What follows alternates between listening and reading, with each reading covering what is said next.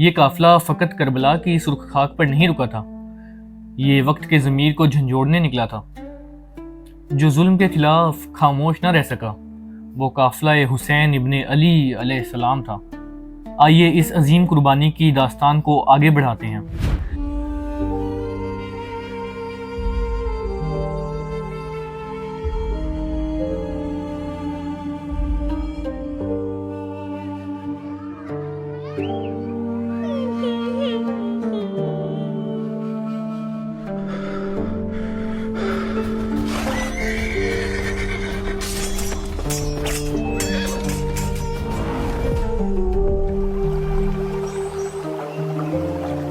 والله لا أشرب الماء وسيدي ومولاي الحسين عطشان.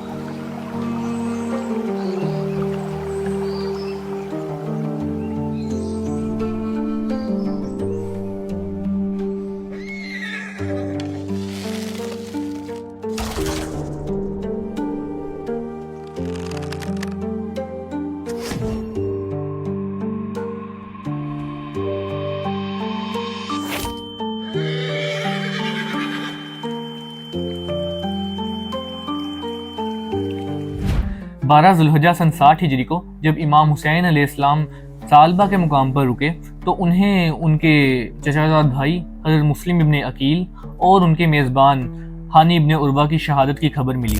قافلہ رک گیا۔ امام حسین علیہ السلام نے اہل بیت اور اصحاب کرام کو جمع کیا اور فرمایا جو ہمارے ساتھ چلنا چاہے وہ چلے، کیونکہ اب کوفہ میں وفا باقی نہیں رہی۔ جب امام حسین علیہ السلام قافلے کے ہمراہ قصر بنی مقاتل کے قریب پہنچے تو حر ابن یزید ریاحی 1000 سپاہیوں کا لشکر لے کر یزید ابن معاویہ کا پیغام لے کر امام حسین علیہ السلام کے سامنے حاضر ہوا۔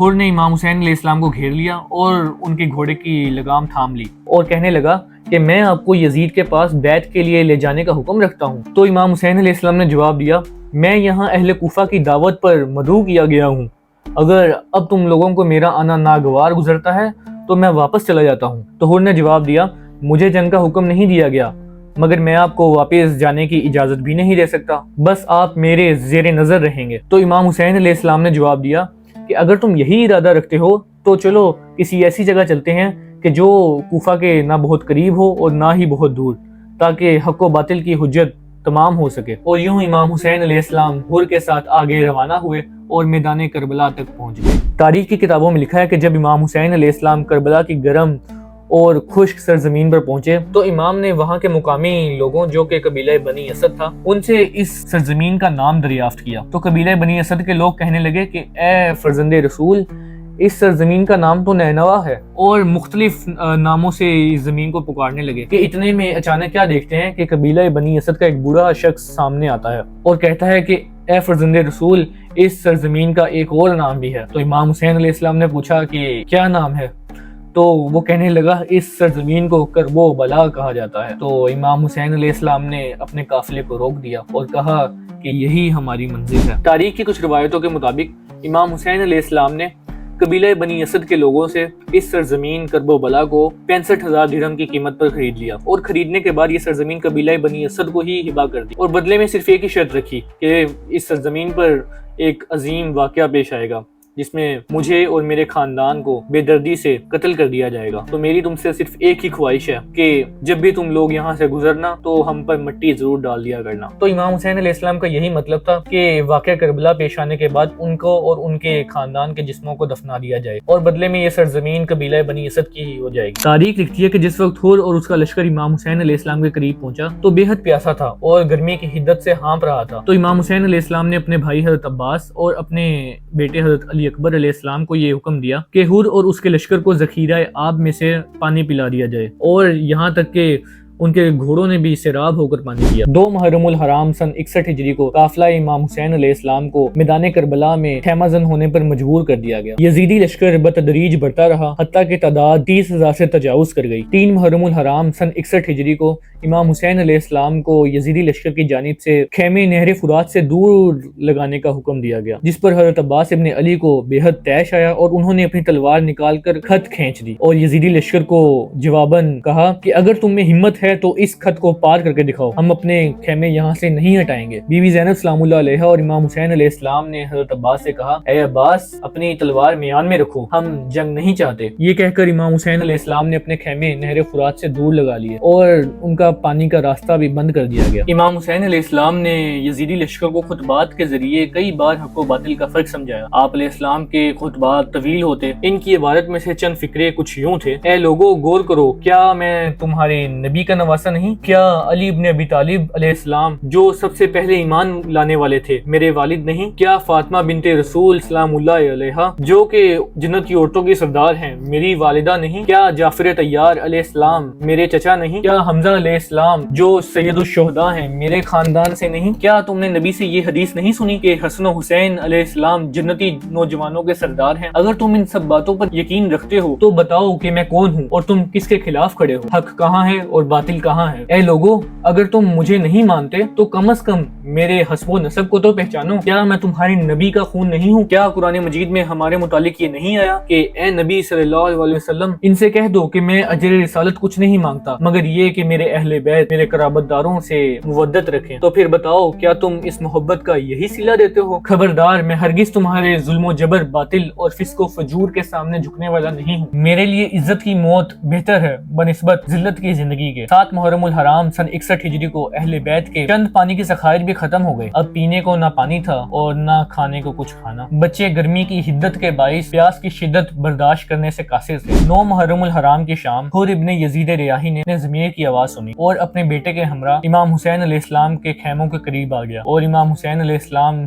سے توبہ کرنے لگا اور ان کے قدموں میں گر گیا۔ امام حسین علیہ السلام نے حر کو معاف کر دیا اور حر ابن یزید ریاحی رضی اللہ تعالیٰ عنہ عاشور کی صبح سب سے پہلے شہید ہوئے۔ 9 محرم کی شب امام حسین علیہ السلام نے اپنے بیٹے حضرت علی اکبر علیہ السلام سے چراغ بجھانے کے لیے کہا، چراغ گل ہو گیا۔ امام حسین علیہ السلام اپنے اصحاب سے فرمانے لگے، جاؤ میں تم پر سے اپنی بیعت اٹھاتا ہوں، یزیدی لشکر میرے خون کا پیاسا ہے، وہ تمہیں کچھ بھی نہیں کہے گا، تم میں سے جو جانا چاہتا ہے وہ چلا جائے، میں حسین تمہیں جنت کی بشارت دیتا ہوں۔ امام حسین علیہ السلام نے اپنے بھائی حضرت عباس سے چراغ جلانے کا کہا تو کیا دیکھتے ہیں کہ تمام اصحاب وہیں پر موجود تھے اور کہنے لگے، ہم آپ کو چھوڑ کر بھلا زندہ کیسے رہ سکتے ہیں، ہم آپ کے نانا کو روز محشر کیا منہ دکھائیں گے، خدا ہمیں کبھی وہ دن نہ دکھائے۔ 10 محرم الحرام سن 61 ہجری کی صبح حضرت علی اکبر علیہ السلام نے اذان فجر دی اور نماز فجر کے بعد امام حسین علیہ السلام نے میدان جنگ تیار کیا۔ ایک ایک کر کے پہلے اصحاب کرام رضی اللہ تعالیٰ عنہ پھر اہل بیت علیہ السلام میدان جنگ میں جاتے رہے اور بہت عمدہ جنگ لڑنے کے بعد شہید ہوتے رہے۔ وہ مشہور شہداء کربلا کے جن کا اکثر ذکر کیا جاتا ہے، جن میں امام حسین علیہ السلام کے بڑے بیٹے حضرت علی اکبر علیہ السلام، آپ کے 6 ماہ کے ننھے چھوٹے بیٹے حضرت علی اصغر علیہ السلام، آپ کے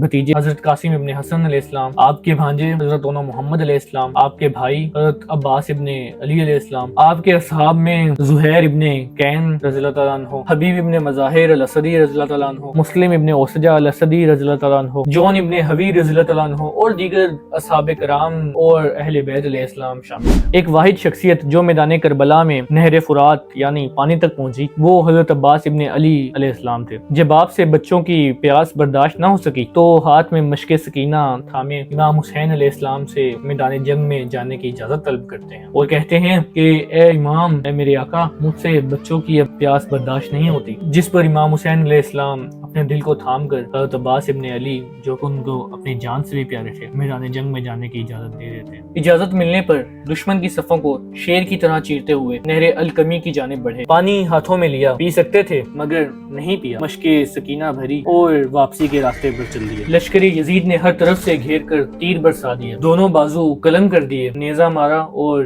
شہید کر دیا۔ اب مردوں میں امام حسین علیہ السلام صبح سے اپنے اصحاب اور اپنی اولاد کے لاشیں اٹھا کر تنہا رہ گئے۔ ابھی ان کے ایک سب سے بڑے فرزند امام علی زین العابدین ابن الحسین علیہ السلام موجود تھے لیکن شدید بیمار تھے۔ تاریخ لکھتی ہے کہ وہ انتہائی بیمار تھے اور چل بھی نہ پاتے تھے، اور عرب میں یہ اصول ہے کہ بیماروں کو جنگ لڑنے کی اجازت نہیں ہوتی۔ تو امام حسین علیہ السلام نے هل من ناصر ینصرنا کا استغاثہ بلند کیا، یعنی کوئی ہے جو مجھ غریب حسین کی مدد کرے۔ آپ نے خدا سے راز و نیاز کی، حملہ کیا، بے مثال جنگ کی، جنگ کرتے جاتے اور کچھ اشعار پڑھتے جاتے۔ کوئی اس بھوکے پیاسے کی جنگ دیکھے، اس بوڑھے باپ کی جنگ دیکھے کہ جس کے سامنے اس کی جوان اولاد کو شہید کر دیا گیا، اس بھائی کی جنگ دیکھے کہ جس کے سامنے اس کے بھائی کے بازو قلم کر دیے گئے۔ آپ عربی میں اشعار پڑھتے جاتے اور جنگ کرتے جاتے۔ تاریخ لکھتی ہے کہ آپ نے ایسی غضب کی جنگ کی کہ دشمنوں کو پیچھے بھاگنے پر مجبور کر دیا۔ جو ہی اذان عصر سنی تو تلوار چھوڑ دی اور نماز ادا کرنے کے لیے کھڑے ہو گئے۔ بھاگے ہوئے دشمن واپس پلٹنے لگے، ہر طرف سے دشمن تیر برسانے لگے۔ جس کے پاس تیر تھا وہ تیر سے آپ پہ حملہ کرتا، جس کے پاس تلوار تھی وہ تلواروں سے آپ پر حملہ کرتا، اور تاریخ لکھتی ہے کہ جس کے پاس نیزہ تھا وہ نیزہ مارتا، اور یہاں تک کہ جس کے پاس مارنے کو کچھ نہ ہوتا تو وہ کربلا کی خاک پر سے اٹھا کر آپ کو پتھر مارتا۔ نیز آپ زخموں کی تاب نہ لا پائے اور نیچے گر پڑے، تو ان میں سے ایک لعین شمر ابن ذوالجوشن آگے بڑھا تو اس نے آپ کا سر اقدس کاٹ کر آپ کے جسم مبارک سے الگ کر دیا۔ جب تمام مرد شہید ہو گئے تو اس رات ایک شام آئی، تاریخ نے اس کو شام غریبہ کے نام سے لکھا۔ یہ وہ غریبوں کی شام تھی کہ جن کے سامنے ان کے پیاروں کی لاشوں کو گھوڑوں کی ٹاپوں سے پامال کر دیا گیا، اولاد رسول کے خیمے جلائے گئے اور بے رحمی سے لوٹ لیے گئے۔ رسول اللہ کی بیٹیوں کو بے ردا کر دیا گیا، ان کے بچوں کو قید کر لیا گیا، انہیں قید کر کے کربلا سے کوفہ لے جایا گیا، پھر کوفہ سے شام لے جایا گیا۔ اہل بیت کی بے ردا بیویوں کو بازار شام سے گزار کے یزید کے دربار کے باہر گھنٹوں کھڑا کر دیا گیا۔ دربار یزید میں لے جانے کے بعد اہل بیت کیا دیکھتے ہیں کہ یزید فاتحانہ انداز میں تخت نشین ہے اور قرآن پاک کا نسخہ اپنے ساتھ رکھے ہوئے ہے، اور قرآن پاک کے نسخے کے اوپر شراب کا گلاس رکھا ہوا ہے۔ تو یزید ایروگینٹلی قرآن پاک کی سورہ آل عمران کی آیت پڑھتا ہے، جس کے مطابق وہ کہتا ہے خدا جسے چاہتا ہے عزت دیتا ہے اور جسے چاہتا ہے ذلت دیتا ہے، جس پر بی بی زینب سلام اللہ علیہا اسے ٹوکتی ہیں اور ایک ایلوکینٹ خطبہ ارشاد فرماتی ہیں۔ تاریخ نے بی بی کے خطبے کو خطبہ زینبیہ نام دیا ہے، جس کے مطابق بی بی فرماتی ہیں اے یزید، قرآن کو تماشا اور کھیل نہ سمجھ اور اس کی آیتوں کو اپنے مطلب کے لیے استعمال مت کر۔ اس آیت کو پورا پڑھ جس میں یہ لکھا ہے کہ خدا جسے چاہتا ہے عزت دیتا ہے اور جسے چاہتا ہے ذلت دیتا ہے خیر کے ہاتھ سے، اور ہم اہل بیت خدا کا وہ ید خیر ہیں کہ جس نے تیری قسمت میں ذلت لکھ دی ہے۔ اے یزید، کیا تو یہ سمجھتا ہے کہ آج تو ہم پر ظلم کر کے کامیاب ہو گیا ہے؟ تو نے ہماری عورتوں اور بچوں کو قید کیا، ہمارے جوانوں کو شہید کیا، ہم اہل بیت کے خیام کو جلایا، تو نے محض اپنی آر و ذلت کا انتظام کیا ہے۔ تو یہ مت سمجھنا کہ اللہ نے تجھ کو مہلت دے کر تجھ پر رحم کیا ہے، بلکہ یہ اللہ کی سنت ہے کہ وہ ظالموں کو مزید مہلت دیتا ہے تاکہ وہ اپنے گناہوں میں اور بڑھ جائیں اور ان کا عذاب اور زیادہ ہو سکے۔ میں نے اللہ کے سوا اور کسی سے تیرے ظلم کی شکایت نہیں کی اور نہ ہی کسی سے امید رکھی ہے۔ تو ہم کو ذلیل و خوار سمجھتا ہے،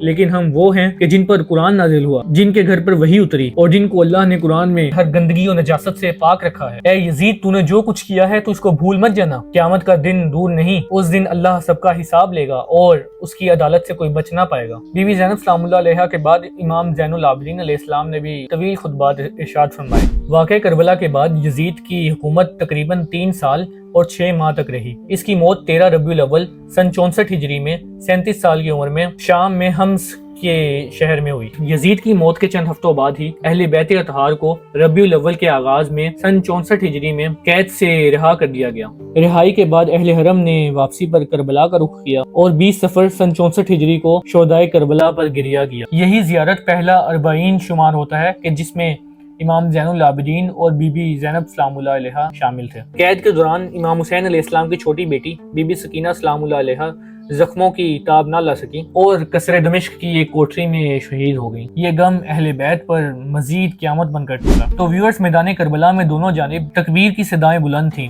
دونوں جانب نماز ادا کی جا رہی تھی، اذانوں کی صدائیں آ رہی تھیں، دونوں لشکروں میں حافظ قرآن موجود تھے۔ تو پھر ان میں فرق کیا تھا؟ ان میں فرق تھا نیت کا، مقصد کا اور نظام کے نظریے کا۔ امام حسین علیہ السلام ایک انجسٹ، اینٹی ہیومینٹی، نون اسلامک اور ایک غیر قانونی ملوکیت کے خلاف کھڑے تھے۔ وہ نظام جو صلح حسن کی سراسر خلاف ورزی تھا، کہ جس میں صاف صاف یہ لکھا تھا کہ معاویہ کو اپنے بعد اپنا جانشین نامزد کرنے کا کوئی حق نہیں ہوگا، خلافت کے فیصلے کا حق مسلمانوں کی شورا کو حاصل ہوگا۔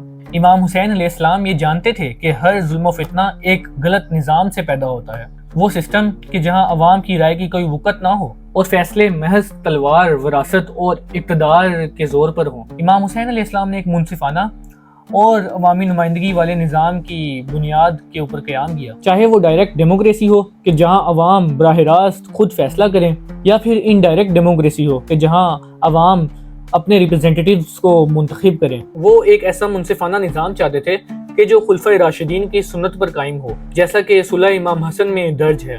تو ویورز، میرا پرسنل نظریہ یہ ہے کہ امام حسین علیہ السلام محض یزید کے خلاف نہیں کھڑے ہوئے تھے، بلکہ وہ ایک ایسے ان ڈیموکریٹک سسٹم کے خلاف کھڑے ہوئے تھے کہ جہاں پر عام عوام کو ریپرزنٹیشن نہ ملے اور ان کی رائے کی بالکل بھی کوئی وقت نہ ہو.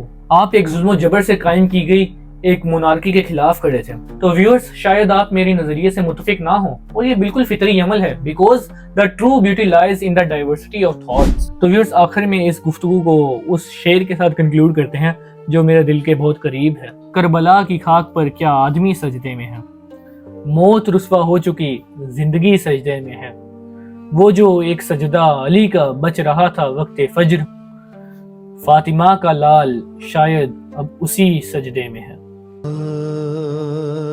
آج بھی زینب کی آتی خیر صدا بھائی حسین ارے تیرا چہرہ تیری آنکھیں بھول کب پائی حسین